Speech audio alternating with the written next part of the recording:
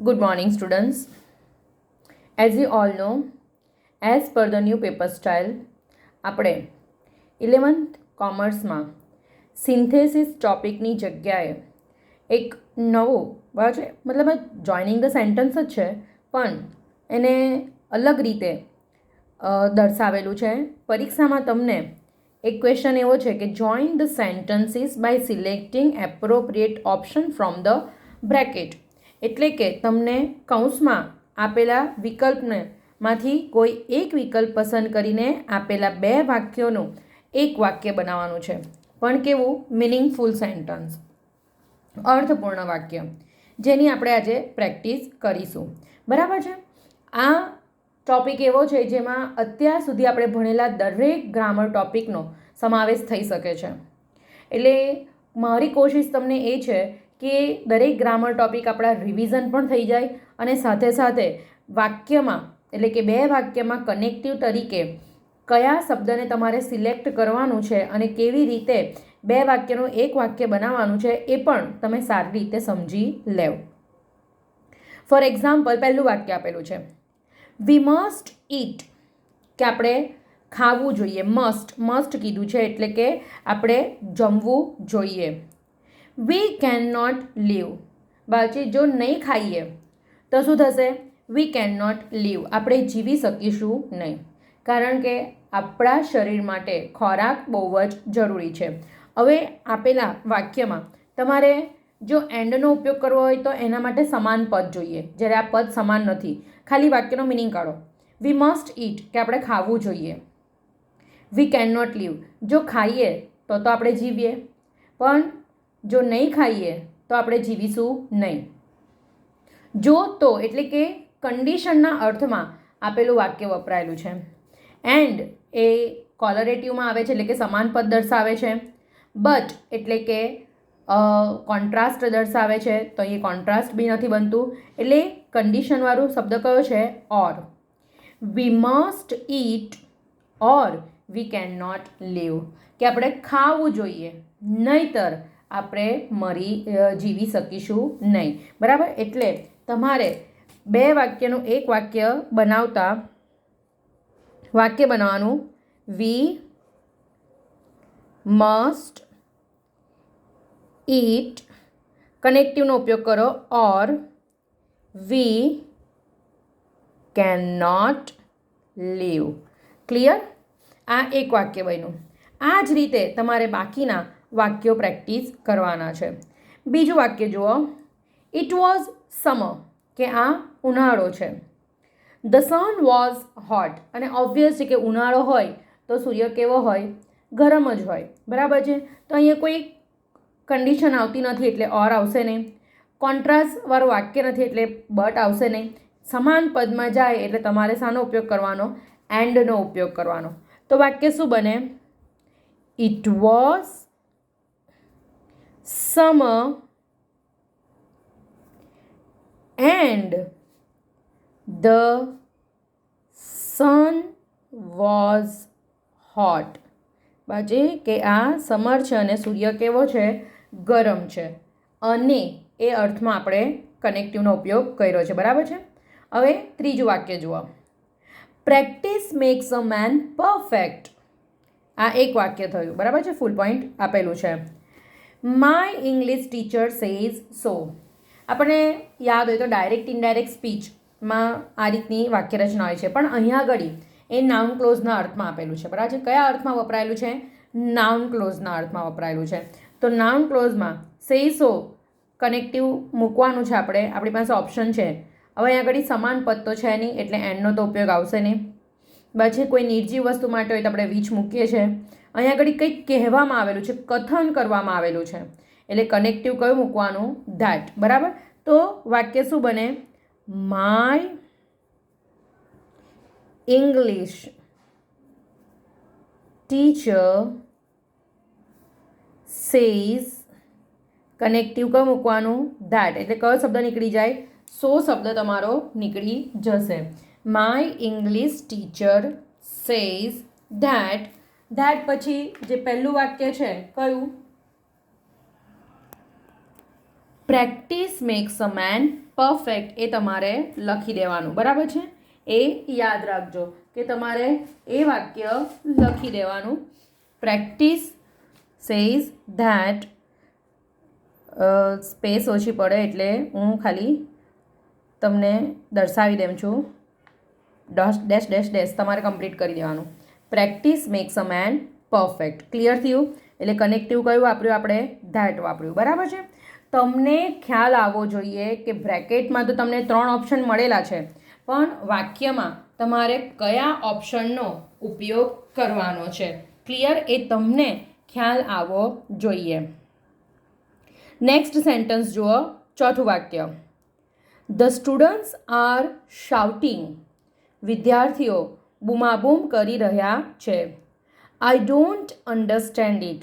મને સમજાઈ રહ્યું નથી, બરાબર છે? તો તમે હવે અહીંયા આગળ તમને એડજેક્ટિવ ક્લોઝ આપેલા છે.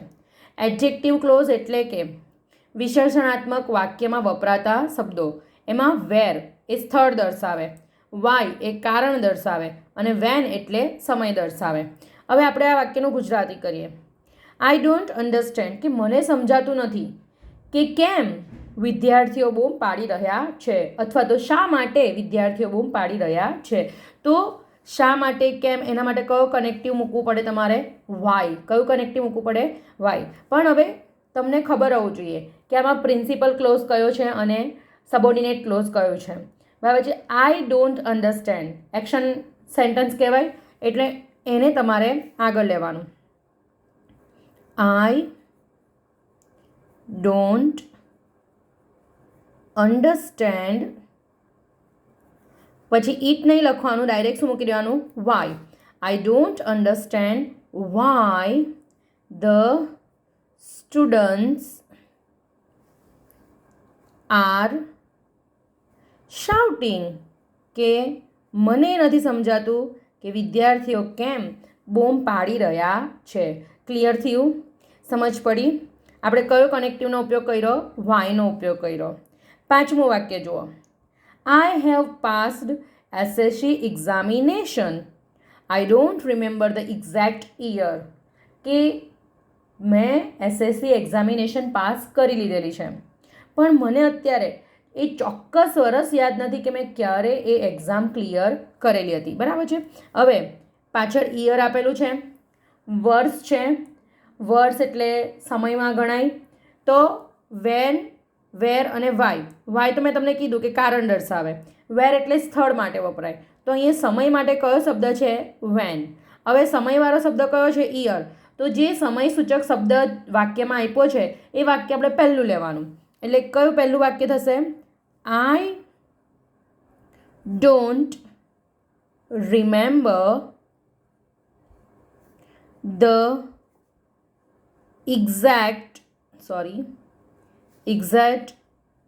યર. હવે આ જે સમય સૂચક શબ્દ છે એના પછી તમારે કનેક્ટિવ કયું મૂકવાનું? When. When I have passed SSC examination. Clear? બરાબર? છઠ્ઠું વાક્ય જો તમને ખ્યાલ આવ્યો ને, આપણે કનેક્ટિવ કયું વાપરવું? વેન વાપરવું. ઉપર કયું વાપરેલું હતું? વાય વાપરેલું હતું, બરાબર?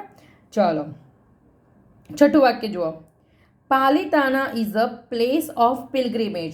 કે પાલિતાણા એ જગ્યા છે કોની? યાત્રાળુઓની. મતલબમાં ત્યાં શું થાય છે? યાત્રા કરવામાં આવે છે. ધાર્મિક સ્થળ છે, એટલા માટે જૈન લોકોનું ધાર્મિક સ્થળ છે. Jains go there frequently. કે જૈન્સ ત્યાં આગળ ફ્રિકવન્ટલી એટલે કે ઘણીવાર જાય છે, બરાબર છે? ઘણીવાર.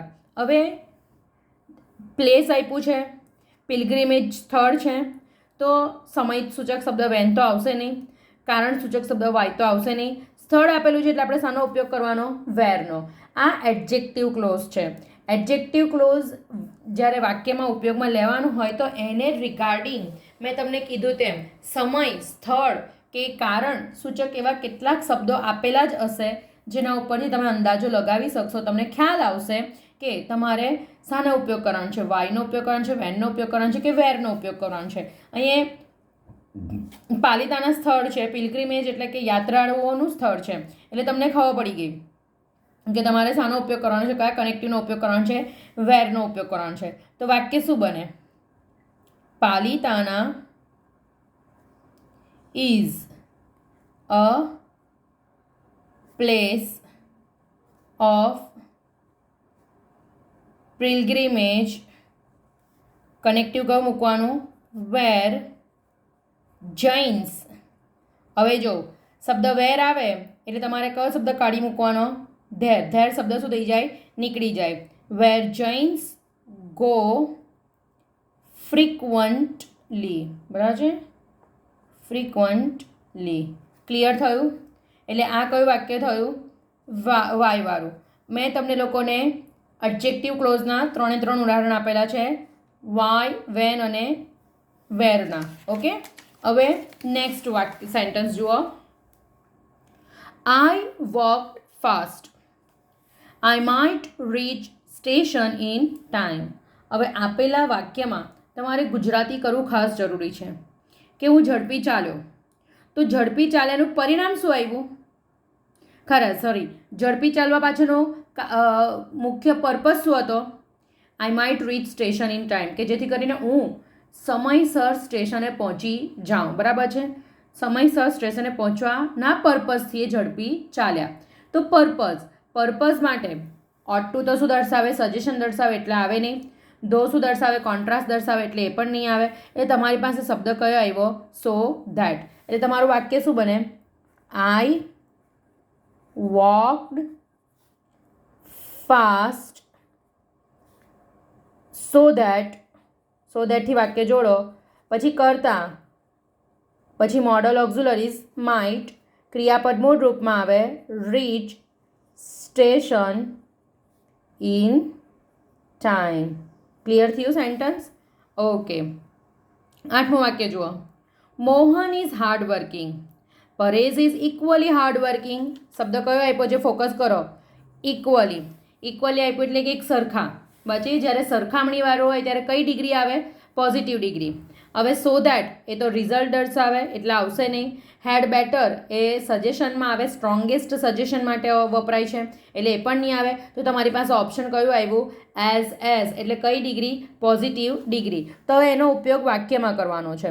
તો શું થશે? પહેલાં એડજેક્ટિવ સિલેક્ટ કરો. એડજેક્ટિવ કયું છે? Hard working. તો મોહન ઇઝ, એડજેક્ટિવ પહેલાં એઝ મૂકો. એઝ હાર્ડ વર્કિંગ એઝ, બીજું નામ કયું છે? કોનું છે? પરેશનું. એટલે નામ લખો પરેશ. તો વાક્ય થઈ ગયું કે Mohan is as hard working as Paresh. Mohan Paresh જેટલો જ મહેનતુ છે. ક્લિયર થઈ ગયું? અહીંયા ઇક્વલી એટલે સરખામણી દર્શાવે. સરખામણી એટલે કઈ ડિગ્રી આવે? પોઝિટિવ ડિગ્રી આવે. ક્લિયર? હવે જુઓ નેક્સ્ટ સેન્ટેન્સ, 9મું વાક્ય. Don't waste natural resources. તમને ખબર હોવું જોઈએ the meaning of natural resources. Natural resources એટલે કે કુદરતી સંપત્તિ. કે આપણે કુદરતી સંપત્તિનો નાશ કરવો જોઈએ નહીં. એટલે કે વૃક્ષોને કાપવા જોઈએ નહીં. બરાબર છે? They are limited. યાદ રાખો કે જેટલી બી કુદરતી સંપત્તિ છે એ બધી કેવી છે? લિમિટેડ એટલે કે મર્યાદિત છે. તો આપણને શું આમ વાક્યનો મિનિંગ કાઢો કે ડોન્ટ વેસ્ટ નેચરલ રિસોર્સિસ, કે આપણે કુદરતી સંપત્તિનો નાશ કરવાનો નથી. કારણ કે દે આર લિમિટેડ, તે એકદમ મર્યાદિત છે. કારણ કે હવે ઓલ્ધો શું દર્શાવે છે? કોન્ટ્રાસ્ટ દર્શાવે છે. ઇન ઓર્ડર ટુ શું દર્શાવે છે? પર્પઝ દર્શાવે છે. તો કારણ માટે કયો શબ્દ આવ્યો? બીકોઝ. એટલે આપણું વાક્ય બને don't waste natural resources because they are limited. Clear? હવે 10મું વાક્ય જુઓ. Write speedily. ઝડપી લખો. You may be able to finish in time. બાજે ઝડપી લખો. તો ઝડપી લખવા પાછળનો પર્પઝ શું છે? કે તમે સમયસર એને પૂરું કરી શકશો. હવે અહીંયા પર્પઝ કીધું છે. આપણે ઓલરેડી પર્પઝવાળું એક સેન્ટન્સ આગળ પ્રેક્ટિસ કર્યું, પણ ત્યારે કૌંસમાં તમને શું આપેલું હતું? સો ધેટ આપેલું હતું. હવે અહીં જો ઇફ એ શું દર્શાવે? કન્ડિશન દર્શાવે છે. એઝ એ શું દર્શાવે? કારણ દર્શાવે છે. અને અહીંયા ઇન ઓર્ડર ટુ વપરાયેલું છે. ઇન ઓર્ડર ટુ એ શું દર્શાવે છે? પર્પઝ. પણ નિયમ યાદ કરો સ્ટુડન્ટ્સ, ઇન ઓર્ડર ટુ સાથે ક્રિયાપદ કયા રૂપમાં આવે? મૂળ રૂપમાં આવે. એટલે તમારે બીજા વાક્યમાંથી સિમ્પલી શું સિલેક્ટ કરવાનું છે? ક્રિયાપદ સિલેક્ટ કરવાનું છે. તો આપણું વાક્ય શું બનશે? Write speedily in order to, connective લખો, પછી ક્રિયાપદ મૂળ રૂપમાં, in order to be able to finish in time.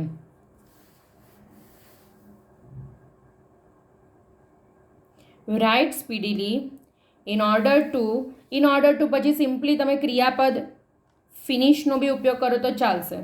In order to finish in time, કે સમયસર પૂરું કરવાના પર્પઝથી ઝડપી લખો. ક્લિયર? એટલે આપણું વાક્ય જો ફરી એકવાર બોલું છું, write speedily in order to finish in time. આપણું વર્બ કયું છે? ફિનિશ. ક્લિયર? હવે બીજું વાક્ય જુઓ. Pupils of my school are very hard working, કે મારી સ્કૂલના વિદ્યાર્થીઓ કેવા છે? મહેનતુ છે. They will secure distinction marks, કે તેઓ ડિસ્ટિંક્શન એટલે કે ઊંચા માર્ક્સ મેળવવા માટે સક્ષમ છે. તો હવે અહીંયા આગળ pupils of my schools R very hard working, કેવા છે? પ્રશ્ન કરો બાજે કે મારી શાળાના સ્ટુડન્ટ્સ કેવા છે? Hard working. એડજેક્ટિવ મળ્યું. હવે એડજેક્ટિવ પહેલાં તમને શું આપેલું છે? વેરી, એટલે કે હોય તેના કરતાં પણ વધારે, અતિશયતા. અને એ શામાં આવે છે? રિઝલ્ટમાં આવે. શામાં આવે? રિઝલ્ટમાં. હવે શબ્દ ઉપર ફોકસ કરો. શુડ શું દર્શાવે? એડવાઇસ દર્શાવે. સો ધેટ શું દર્શાવે? પર્પઝ દર્શાવે. તો અહીંયા આપણે કયા શબ્દનો ઉપયોગ આવશે? So that. બરાબર છે? એ શું દર્શાવે છે?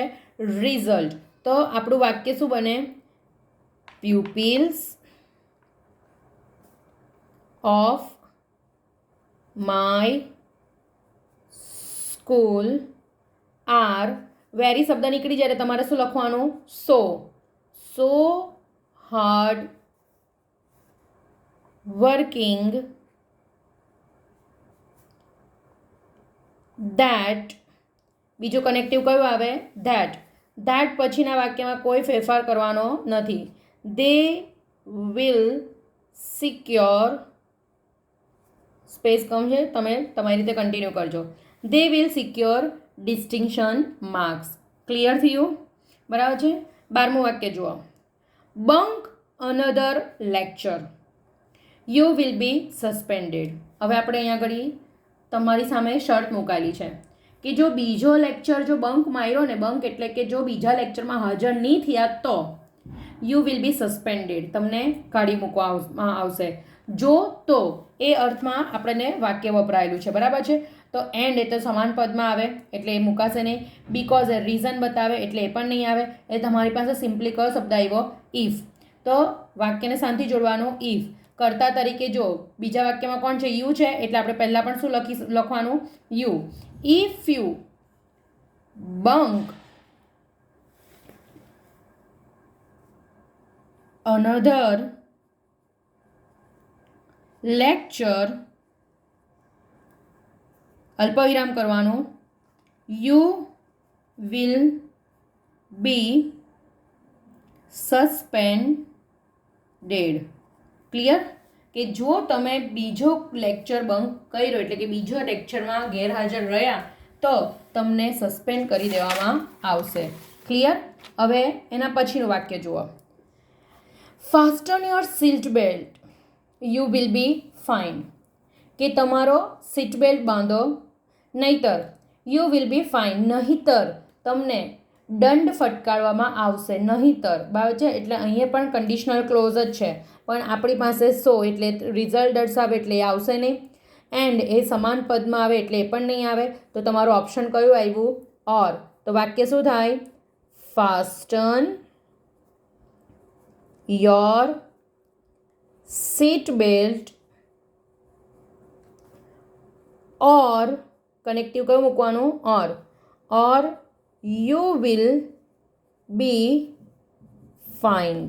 ક્લિયર થયું? સમજ પડી? આપણે કયા કનેક્ટિવનો ઉપયોગ કર્યો? ઓરનો ઉપયોગ કર્યો. 14મું વાક્ય જુઓ. The bus was crowded. Bus ખીચોખીચ ભરેલી હતી. I found a seat. હવે તમે વિચાર કરો કે બસ ખીચોખીચ ભરેલી અને તમને જગ્યા મળી ગઈ એટલે નિર્ધારિત ક્રિયા કરતાં પરિણામ કેવું આવ્યું? વિપરીત આવ્યું. તો પરિણામ વિપરીત આવે એટલે એને શું કહેવાય? કોન્ટ્રાસ્ટ કહેવાય. તો કોન્ટ્રાસ્ટ માટે આપણી પાસે કયો શબ્દ છે? ઓલ્ધો. બીકોઝ એ કારણ દર્શાવે, સો એ રિઝલ્ટ પરિણામ દર્શાવે. તો તમારી પાસે ઓપ્શન કયું છે? ઓલ્ધો. ઓલ્ધોનો ઉપયોગ હંમેશા વાક્યની શરૂઆતમાં હોય. એટલે ઓલ્ધો ધ બસ વોઝ ક્રાઉડેડ, કે બસ ભરેલી હોવા છતાં પણ, અલ્પવિરામ કરવાનું બાજુ ભૂલતા નહીં. આઈ ફાઉન્ડ અ સીટ, કે મને જગ્યા મળી ગઈ. ક્લિયર? 15મું વાક્ય જુઓ. My younger brother would prefer joining my father's business to taking up a job. બરાબર છે? હવે આપેલા વાક્યમાં શુડનો ઉપયોગ તો થશે નહીં, કારણ કે તમને શબ્દ કયો આપેલો છે? Would prefer. Would prefer that means કે શાનો ઉપયોગ થાય? વુડ રાધરનો. ઇફ એ શું દર્શાવે? કન્ડિશન. અહીંયા કન્ડિશનવાળી કોઈ વાત થઈ નથી. ચોઇસ આપેલી છે, પસંદગી, એટલે આપણે વુડ પ્રિફરની જગ્યાએ શાનો ઉપયોગ કરવાનો છે? Would rather. તો તમારું વાક્ય શું બને? માય યંગર બ્રધર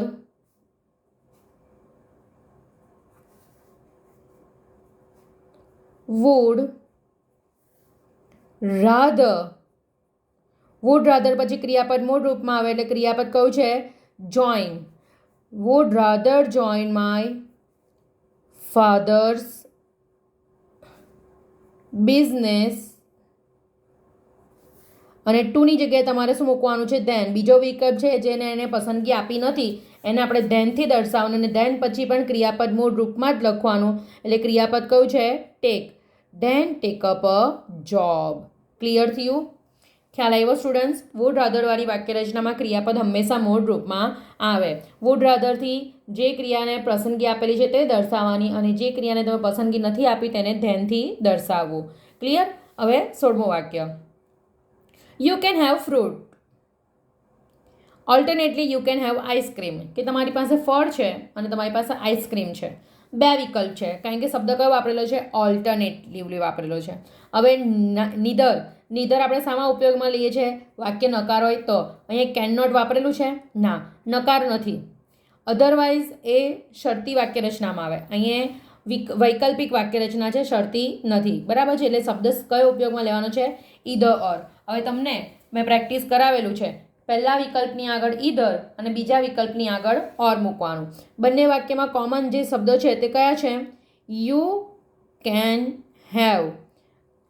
પહેલા વિકલ્પની આગળ ઈધર એટલે ઈધર ફ્રૂટ્સ, અને કયો શબ્દ નીકળી જાય? ઓલ્ટરનેટિવલી.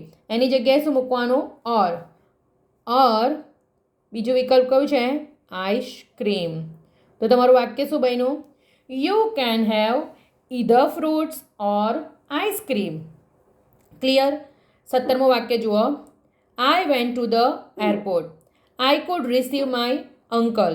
આઈ વેન્ટ ટુ ધ એરપોર્ટ, કે હું એરપોર્ટ ગયેલો હતો. કયા પર્પઝથી? I could receive my uncle. ક્રિયા કરવા પાછળનું પર્પઝ, કે મારે મારા અંકલને એરપોર્ટ પરથી લેવાના હતા.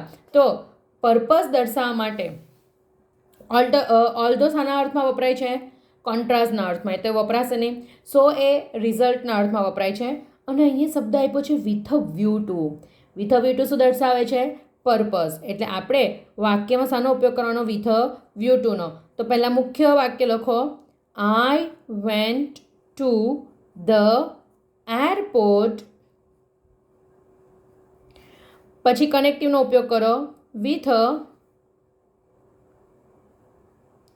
વ્યૂ ટુ, હવે યાદ રાખો આપણે તમને લોકોને સમજાવેલું છે કે વિથ અ વ્યૂ ટુ પછી વપરાતું ક્રિયાપદ એને આઈએનજી લાગે. હવે આપેલા વાક્યમાં ક્રિયાપદ કયું છે? રિસીવ. તો રિસીવને સીધું ઇન્ડિકેટ કરવાનું અને રિસીવનું શું કરવાનું? Receiving my uncle. અંકલને લેવાના પર્પઝથી એરપોર્ટ ગયા હતા. ક્લિયર? 18મું વાક્ય જુઓ. હી speaks very harsh word. Nobody likes to talk to him. કે બહુ જ કેવા શબ્દો બોલે છે? હાર્શ. હાર્શ એટલે કે થોડા કર્કશ, ન ગમે તેવા, બરાબર છે? કડવા વચન બોલે છે એટલે કોઈને પસંદ પડે નહીં. તો અહીંયા તમે નોટિસ કર્યું કે મેં પ્રશ્ન તમને કર્યો કે કેવા શબ્દ બોલે છે? તો હાર્શ. તમને એડજેક્ટિવ મળી ગયું, પણ એડજેક્ટિવ પછી નાઉન આપેલું છે, વર્ડ્સ. આપણે યાદ કરો એડવર્બ ક્લોઝ ઓફ રિઝલ્ટ. રિઝલ્ટમાં તમને મેં સચ ધેટ શીખવાડેલું હતું. સચ ધેટમાં તમને કીધેલું હતું કે સચ પછી જો એક વચન નાઉન હશે તો આર્ટિકલ એ અથવા એન મૂકવાનું. અહીંયા આપેલું નાઉન વર્ડ્સ બહુ વચન છે એટલે આપણે આર્ટિકલ મૂકવાનું થતું નથી. પણ સચ પછી એડજેક્ટિવ પછી શું આવે? Common noun. જે અહીંયા આપેલું છે એટલે એનો જ તમારે ઉપયોગ કરવાનો છે. શું થશે? હી સ્પીક્સ સચ. સચ મૂકો એટલે કયો શબ્દ નીકળી જાય? વેરી. સચ હાર્શ. સચ પછી મેં આર્ટિકલ નથી મૂક્યા. કેમ? કારણ કે વર્ડ્સ બહુવચન છે એટલે. સચ હાર્ડ વર્ડ્સ પછી કનેક્ટિવ કયું મૂકવાનું? ધેટ. ધેટ પાછળનું વાક્ય એઝ ઇટ ઇઝ અને કોઈ અસર આપવાની નથી. નો બડી likes to talk to him. કે કોઈને પણ એમની સાથે વાત કરવું પસંદ પડે નહીં. So students, here I have completed your 18 sentences.